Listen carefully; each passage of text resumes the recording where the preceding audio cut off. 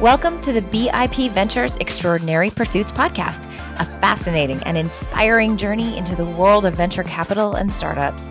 Each episode offers masterclasses and entrepreneurial stories from some of the top minds in the innovation economy. Get ready to unlock new ideas and gain valuable advice for how to thrive as an innovator and an investor. Welcome to a masterclass episode of Extraordinary Pursuits from BIP Ventures. I'm your host, Rochelle Kuramoto.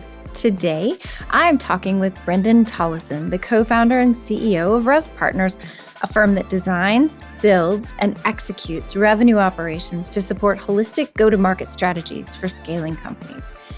In the next 30 minutes or so, you will learn about the science of RevOps, get tips for setting up a scalable RevOps practice, understand which CRM systems are best for startups, and learn how to keep the whole complex system working smoothly.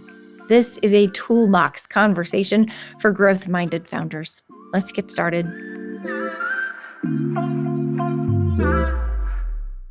So on this episode of Extraordinary Pursuits from BIP Ventures, we are thrilled to have Brendan Tolleson from RevPartners joining us. And today we are going to pick his brain on all things RevOps.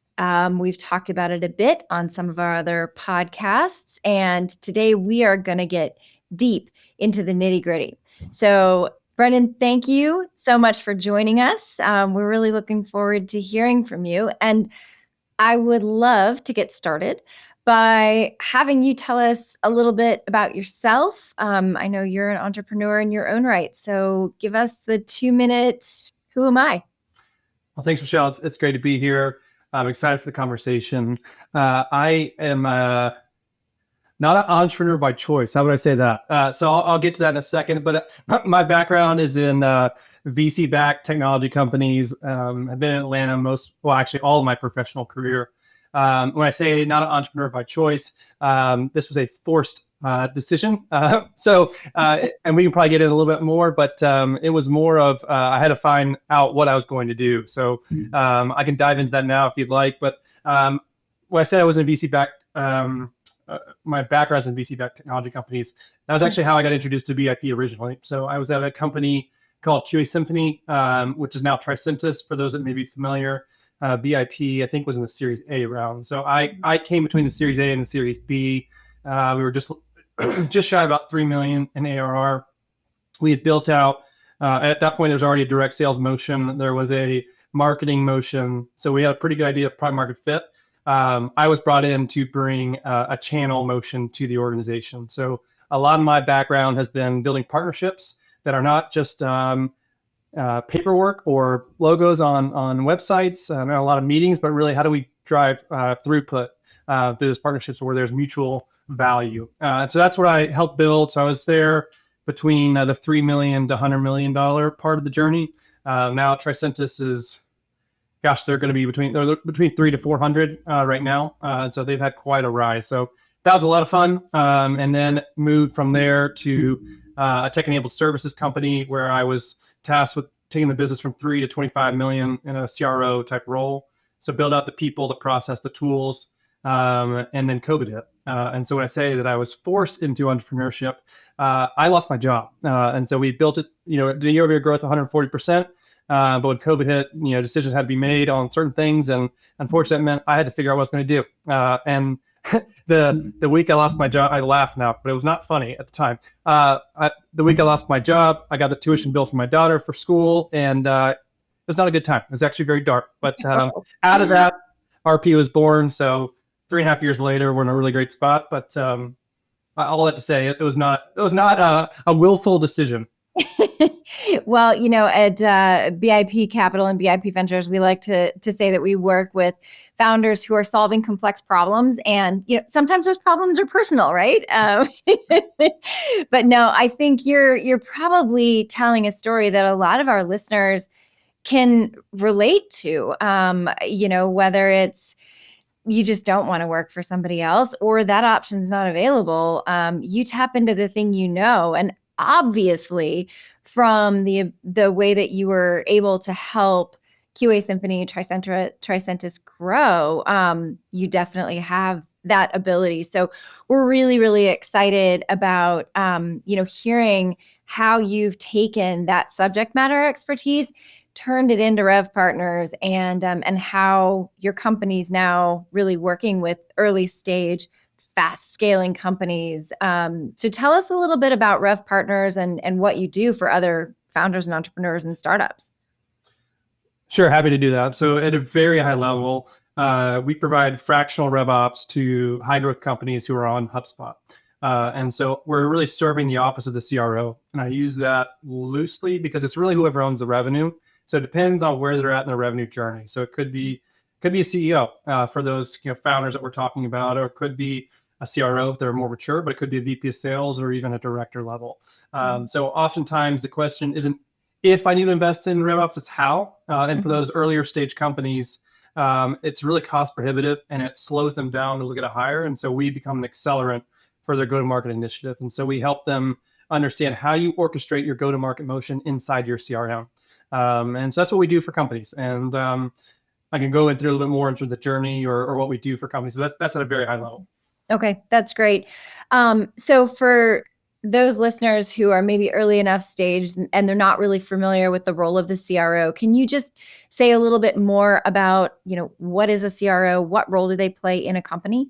Sure, it's probably good to define what a CRO is because there are a lot of acronyms that go around. So CRO is Chief Revenue Officer. And I think there's been an evolution of the scope of a CRO.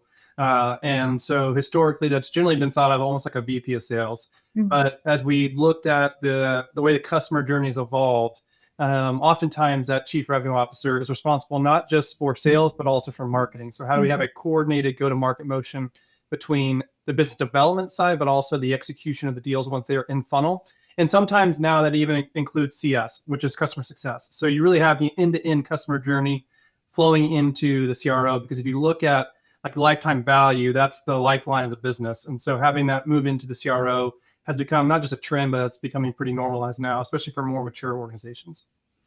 That's great. And I would imagine, the smaller the company, the easier it is to make sure that the RevOps organization, it might just be one person, is a very tightly coordinated combination of sales, marketing, and customer service. But as a company scales and those roles get more fully defined, probably, and more complex, that becomes, that much more challenging. Yeah, growth begets complexity. And so it's one of those things where you have a lot of silos, and I don't want to use too much word soup and buzzwords, but yeah, you have a lot of the idea of alignment is a big word that you're probably hearing a lot about in the marketplace right now. But it really is that how do we reduce the friction in the customer journey? So not just having a marketing function, a sales function, a CS function, but how do we create that seamless connection from lead to cash to serve the customer? I love that. That is such a crisp and concise definition of how the function works. So that's great. You have mentioned in past conversations that you and I have had about the idea of the science of RevOps. With this great foundation that you've kind of built here in our conversation, can you explain the science of RevOps a little bit? Go ahead and get a little sophisticated with us on this. Yeah, I think RevOps can be a pretty nebulous term. And so how do we put some like common language around it? And so oftentimes it's really how do we weaponize data? And so when you think about, when people talk about sales, oftentimes they talk about the art and the science. And what we're seeing in the marketplace is a shift from the art element of sales and really to the science, meaning the data. And to use like a real life example, think about Moneyball, for those that may be familiar with that. Baseball, is that analogy or metaphor? I can't remember the right word, but you look at what he did, which was, hey, instead of having a high budget, going to get all-star players, we're actually going to use the science, the data, to figure out how to get on base, the walks, et cetera, to create a winning team. And so data first approach as opposed to these high talented type of players. And so it was a fundamental shift in how they went to build their baseball team, or to go to market, if you will, to use a parallel into businesses. But that's a lot of what we're talking about, is how do we look at the data to understand where you are winning, where you are losing, and how do we invest more based off of what that data is presenting. So our job is really to present opportunities, to uncover where there's leakage in the funnel, and to provide actual insights to that CRO to ensure you're driving sustainable growth. Okay, that's great. And I think that, the role of data and the tools that need to be put into place in order to gather and manage that data is a really super important component of this discussion. And we're going to come back to that in just a bit. But before we do that, I would love to sort of stay on this idea of where in the life cycle for a startup should they be thinking about beginning to deploy this science? Is there a right way or a right process for building and deploying a RevOps strategy? Well, I think the reality is everyone's doing RevOps. It's just a matter of how well you're doing it. So I'd start there. I think even before you get into the data component you're just talking about, the tools associated with that, at the end of to take it a step above, ultimately you have a process. And what I would recommend for any leader, regardless of what stage of the journey you're in, you really need to codify your processes because ultimately that gets put into the system to track and monitor and manage the data. So you really need, when I say processes, that could be, how do you define a lead? How do you define a marketing qualified lead? How do you define a sales qualified lead? Who is your ICP? And so those type of things need to be documented. So ultimately you can start to drive adoption inside of whatever set tool that is. So I'd probably start there to answer your question, but we're all doing RevOps. It's just a matter, again, of how well you're doing it. And we can talk through what's the right approach at different seasons or stages of the company. Yeah, I think you make a really good point, and let's actually do that for a second. We have done articles and other interviews talking about the ICP, and that is a component that, especially for early stage companies, that has to come first. That has to be really an early step. PMF, product market fit, has to be a consideration early, and go-to-market strategy or GTM has to be an early strategy. So, if you're thinking about, say, a Series A startup, they've got some proof of concept, they're starting to build some traction. What would a RevOps sort of motion or strategy in action look like for them? Yeah, I would say where we've seen a lot of success within, let's just use, I'm assuming a lot of this audience is B2B and they're primarily in the software category. If you're Series A, that means you're probably in the, let's just call it 2 million ARR to 5 or somewhere in that range. Ultimately, if you're at Series A, it's probably more than just an idea. You do have some form of product market fit, and but you're still figuring it out. And your priority number one is to, how do I get more customers in the door? So generally in that segment, we're not doing a lot on the CS side. CS is important, of course, but that's more the natural evolution of the business, where as you see the revenue move more from new bookings to existing customers, you need to make sure you have a process in place there. So oftentimes in that Series A, we're focusing more on the left side of the customer journey. So from lead to acquisition. And so it's making sure that you have that foundation in place to understand how our prospects coming to you. What's our conversion rate from prospect to what we probably call a sales accepted lead, and that sales accepted lead to close one. And so we'd really focus on that segment. So it's a lot of marketing ops related activity, but also sales ops related activity is what we're focusing on, because again, you have product market fit to some degree. So we need to understand where you're winning, why, and what needs to be improved based off of that data. Yeah, that's awesome. Okay, so we've got some data. We know why we're measuring it. We know what the goals are. So we need a way to harness it. And let's shift the conversation into what that harness looks like and talk about CRM. What is the role of a CRM in the RevOps motion? Well, I think in layman's terms, the CRM is designed to manage the customer, I'll call it experience. And so it's a way to not understand what happens from that lead to cash concept. So that's what it's designed to do. It's really a database. It's a glorified Excel spreadsheet or Google Sheet, depending on where you fit on the Microsoft Google debate. But that's ultimately what it is. Now, what you do with that data is where it gets really interesting, but that's the intent of a CRM. Okay, awesome. And I would imagine we probably have some people listening who are using a spreadsheet for this right now. So let's kind of shift into talking about, actual CRM systems. Say you've kind of gotten started and you are using a Google Sheet to sort of track these motions and start to collect some early data. Are there specific triggers or inflection points that a team would see that would let them know that it's time to implement a CRM, like a more formal CRM system? Yeah, I mean, look, the fact that people are using spreadsheets is not surprising. I think if you've talked to Series B, Series C companies, if I asked them how they do forecasting, I would imagine 95% would say I'm using a spreadsheet to do that. So I think it's okay if you're using a spreadsheet, but I think it's a symptom of a bigger problem, which gets into adoption. People don't adopt the processes inside their CRM because it's really hard to use.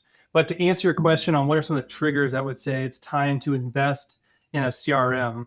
That really varies. I think I think there's things that you can look at in different categories. It could be what's your go-to-market motion. So you are a PLG, product-led growth, and you are looking at product usage to then trigger going from free to paid. You really need something very fast because you can't monitor that in a spreadsheet, to be honest. If you're on the sales side and you're saying, hey, what are my reps doing? Like, are they being productive? Yes or no? What kind of activity am I seeing from my reps? Or they're tasked with prospecting. How do I not only see the activity, but what is being successful? Where are we winning? Where are we losing? And so whenever you're trying to see, I would say, I won't call it dark funnel, but whenever you want to see activity or like conversion rates or things of that nature, that's going to be really hard to find in a spreadsheet. What a spreadsheet is going to show you is almost like a pipeline view. Hey, what deals am I working on? And it just keeps you organized in that way, or even that forecast side.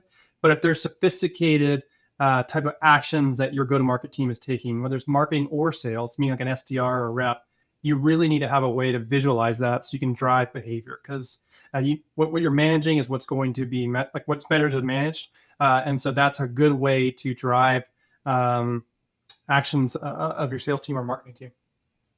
That's great. And not only that, I would imagine that, once that's in place, you're also driving efficiencies. You're eliminating the guesswork. Yeah. By being able to harness and assess the actual performance data from the different efforts. Yeah, look, I mean, efficiency is one of those big, like we talked about alignment earlier as a buzzword. Efficiency is another one of them in terms of like capital efficiency. So meaning growth at all costs down to sustainable growth. So how do we do more with less? And data is the vehicle by which to make that possible. And so not only can tools drive efficiency, but if you don't know the data, you can't solve the root causes and ultimately create solutions for that. So there's a lot of great tools out there that are designed for efficiency, but you need to make sure you are solving the right problems. Otherwise, you're just adding cost to your tech stack. Yeah, no, that's a really brilliant observation. And I think, we talk about the idea of sustainable growth. We've seen over the last few years that the growth at any cost mentality, particularly for VC funded companies, was a recipe for disaster. And it's causing a lot of heartache for a lot of companies now that are trying to raise flat and down rounds because they couldn't grow at any cost. It's just not possible. And so this idea of this consistency, this transparency, this ability to sort of manage as they go is wonderful for the company, particularly if they do have a funding or capital partner that is asking, how is this working for you? And you can actually report on it. So I think that's great. So, you kind of have talked about some of the tools. Are there any CRM platforms that, are better for, say, this kind of early rapid growth stage startup? There are no shortage of options. And many of these companies are resource constrained, which is probably why they're using spreadsheets to get started. What are the good options that are out there for companies? Well, I'll start this. Everyone has a bias. So and clearly I have a bias because I'm wearing a sweatshirt and I have a logo behind me for those who are watching by video. I'll start here. I'm a recovering Salesforce addict. So every company, actually prior to starting RP, every company I've worked with has had Salesforce as their CRM. So I know Salesforce. I'm actually a fan of Salesforce in some ways. But to answer your question, I think when you look at, we talk about sustainable growth and capital efficiency. I mean, there's a whole, like if you think about what's going on in the market, there's this total cost of ownership. And so how do we understand what's the right platform to standardize on that can not only support us today, but can continue to scale with us as we grow? And so there are low-end providers. And when I say low-end, I mean more cost-effective, but lack the enterprise functionality. And so you have ones like Pipedrive, for example, that some of these probably early-stage companies are using. And it's not that it's a bad tool necessarily, it's just that it's not built for scale and it doesn't have the other elements. It's a product or a solution, not a platform. And so HubSpot for us has become that Goldilocks position, if you will. You've got the low end, and then you've got the really bulky enterprise type solutions like a Salesforce or Dynamics or even a NetSuite, candidly, on the CRM for the enterprise. And HubSpot really is that kind of Venn diagram or Goldilocks. It really sits in the middle. So it has the ability to support lead to cash when you look at it from a platform perspective, but it's really intuitive. And so one of the things they talk a lot about is, we talk about adoption being the greatest good, is that people are able to actually use the system as opposed to spending time on how to use the system. They're spending time on like doing their actual work. And so we found it to be really elegant, a scalable solution that we've been able to build our business around, candidly, and supporting software companies, professional services companies, supply chain distribution, healthcare, et cetera. So we've been very impressed, and the level that it's, the growth rate that they're seeing and the product evolution has just been a lot of fun to witness. That's really cool. So it sounds like, you have a role in helping companies to implement and manage, a HubSpot CRM. What does that look like? If someone doesn't have a CRO, they don't have someone in-house who can really manage that. From an outsourced perspective, what does that relationship look like? And how should a company decide if they need that alongside the platform itself? Yeah, outsourced to us is a really dirty word.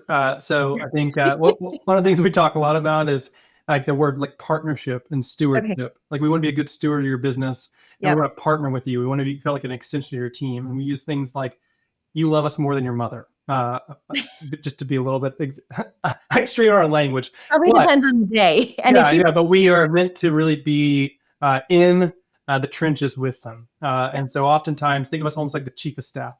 Yeah. And so to your point, oftentimes the companies know where they want to go. They don't know how to build it inside of HubSpot. So they either don't have the expertise or they don't have the time. That's generally the two issues that we see, because that VP of sales, that manager, that director is tasked with building the sales team, but also being expected to manage the CRM. That's just not a good use of his or her time. And yeah, it's just hard. I don't know how else to say it. So the way that we come in, and I told you earlier about acceleration, like that's that value. We talk about more experience, less risk, better value. We've done this hundreds of times with companies. And so we're able to understand, hey, we start with what's your go-to-market motion. So we need to know your business. What are you looking to achieve? How do you source customers? Who is your customer? And that informs how we set up the system. And so that data, we call it a data model. So we need to know, are you a one stage, meaning a full cycle rep? Are you a two stage, an SDR/AE? Are you doing a community-led growth? Are you doing an ABM model where it's named accounts that are large deal sizes but fewer transactions? All those kind of help us understand how we set up the model. So we do that first, but then we start to say, hey, what are quick wins that can help you be successful? Because again, adoption is the greatest good. So we need to make sure that we can take those processes that sit on top of CRM and operationalize those inside of HubSpot. So that's how we start. And of course, there's an evolution. We talk about your CRM as a product, not a project. And so it's constantly changing because your business is changing. Your rep, the sales team is changing. The marketing team is changing. The CS team is changing. The priorities of business are changing. And so therefore, the CRM needs to be treated as such. So we start with the quick wins, getting the setup done, and then we move to what's most important to the business. So we move what we call agile methodology. So if people are familiar with software development, agile versus waterfall, we take the same approach because that allows us to be flexible based on what the business requires.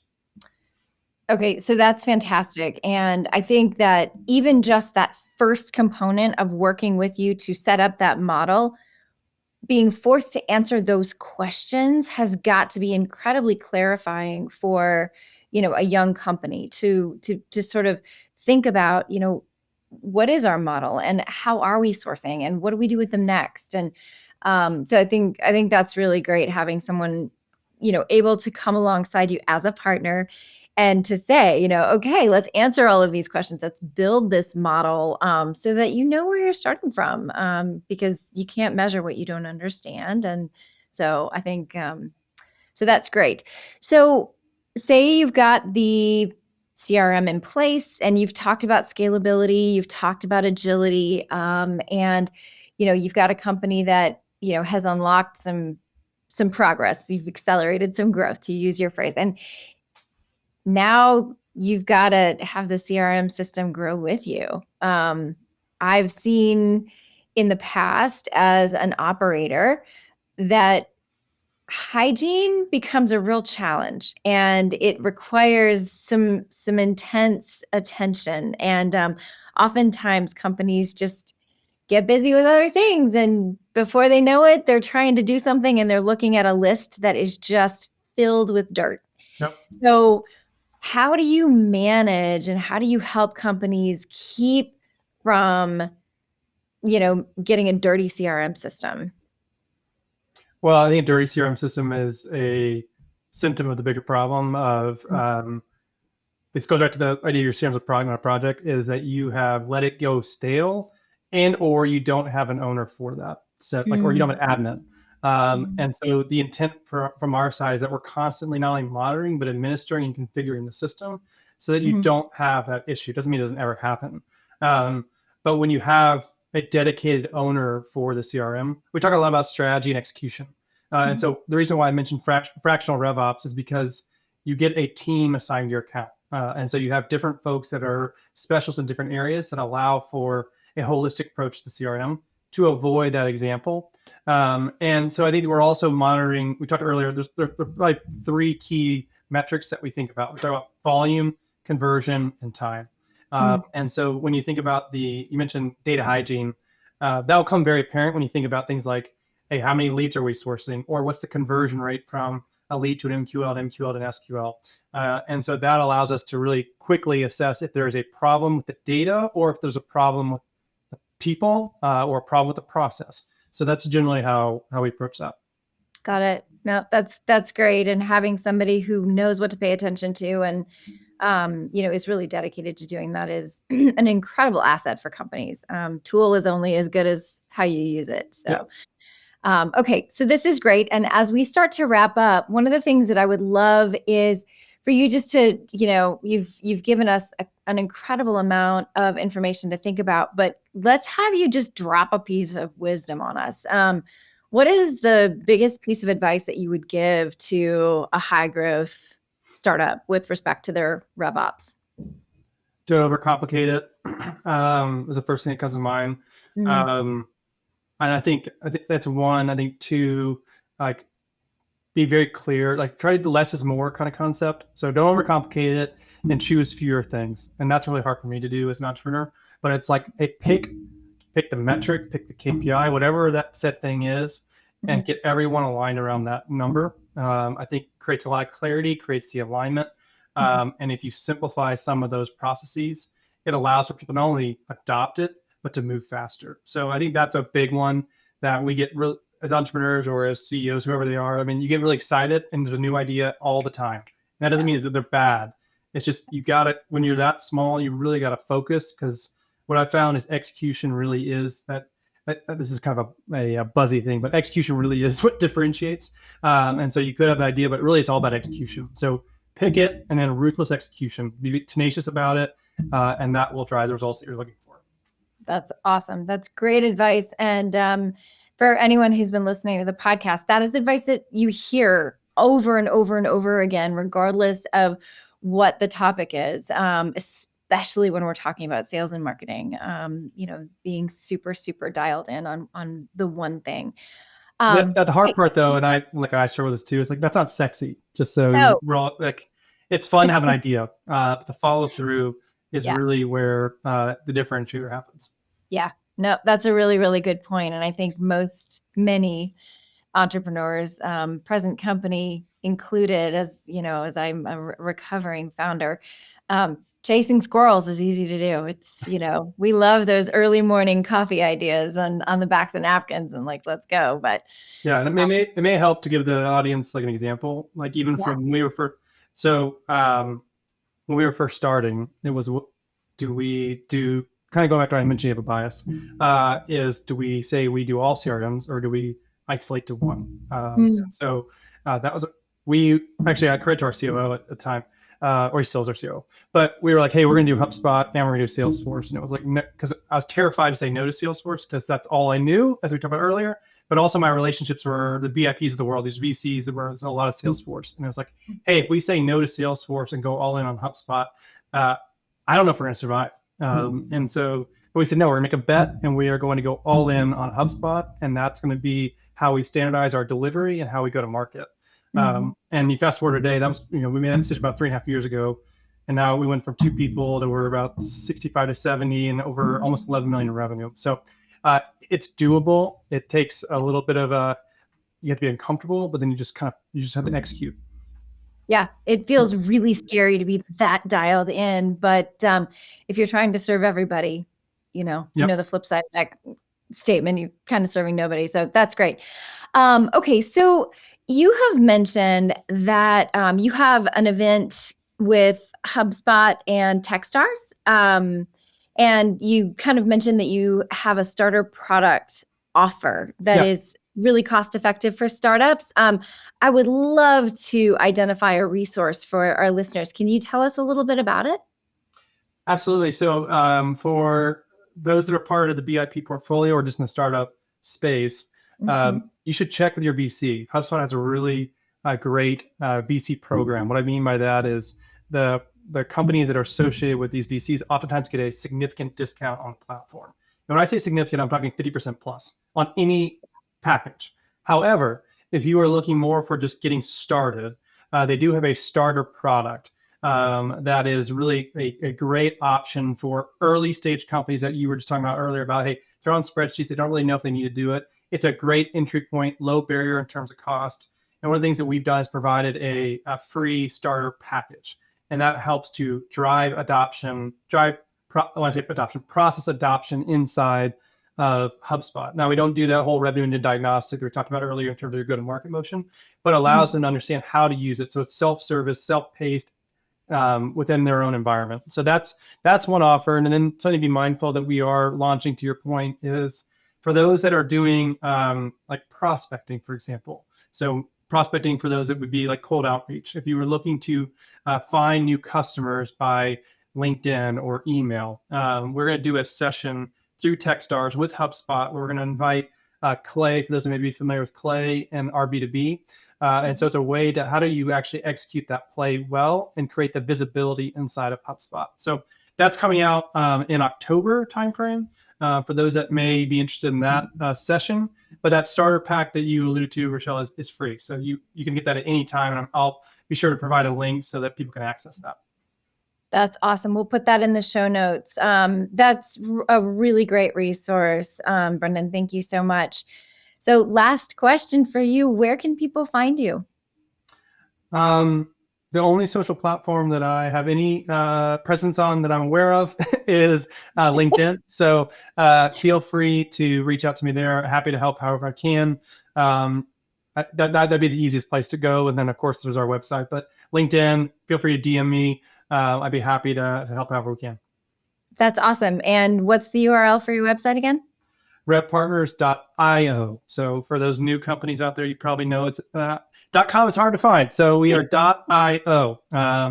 And we have a lot of content on LinkedIn. We talked earlier about some things, but our mission statement is to democratize RevOps. So you kind of asked us, like, what is the science of RevOps? Like, we want to make it accessible, consumable, and actionable for people. So there's a lot of free content that we want to give you so that you can be successful and see that growth that you aspire to have.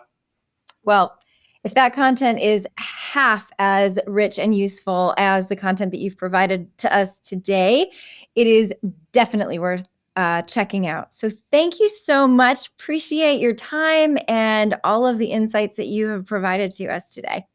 I appreciate it. And last thing I would say, Rochelle, if you're in Pavilion, for those that are revenue community members, 2 things. We'll be at the go-to-market event that they're having in Austin, Texas in October. And then we'll also be putting on a RevOps community session in this winter. So there'll be our second session, but both of those will be also resources for you. So thanks for the opportunity, the platform to share, but we are happy to get back however we can. Awesome. Thank you. Thank you. Thanks for listening to the BIP Ventures Extraordinary Pursuits podcast. Check the show notes on our blog for the resources we discussed. You can find Extraordinary Pursuits on your favorite audio platform. Be sure to subscribe to the BIP Ventures YouTube channel and connect with us on LinkedIn, X, and Instagram so you get all the stories, learnings, and ideas for ways to thrive in the innovation economy. And if you liked this episode, be generous. Share it.